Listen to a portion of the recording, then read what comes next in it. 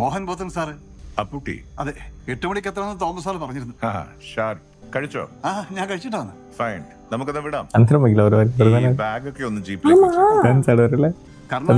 ബ്രഹ്മഗിരി ഫോറസ്റ്റിലെ അതിന്റെ നേരെ ഓപ്പോസിറ്റ് നിൽക്കുന്ന കാട്ടുമെന്നായി പറഞ്ഞ സ്ഥലം. അപ്പൊ അവിടെ നിന്ന് കർണാടക കാണാം. പിന്നെ ഈ പൽചക്രമില്ലേ, പൽചക്രം അതുകൂട്ട് മലകളിലെ ഒരു പൽചക്രം ആ ഏരിയ ഇങ്ങനെ പിണഞ്ഞ് അങ്ങോട്ടും ഇങ്ങോട്ടും കയറി നിൽക്കും. ഒന്ന് കേരളമാണെങ്കിൽ തൊട്ടപ്പുറത്തെ മല കർണാടക, പിന്നെ കേരളം.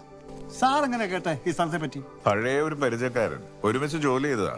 ആൾക്ക് അവിടെ കുറെ സ്ഥലവും വീടും ഉണ്ടെന്ന് പണ്ടേ പറയാറുണ്ടായിരുന്നു. അവിടെ ഇപ്പൊ ഏത് സ്ഥലവും വീടും കുര്യച്ചന്റെ അല്ലാതെ? കുര്യച്ചന്റെ കാര്യം തന്നെയാ പറഞ്ഞ. ബ്രിഗേഡിയർ കുര്യച്ചൻ? അതെന്നെ. ഓ, നിങ്ങൾ ദോസ്തുക്കളല്ലേ? അത് ശരി.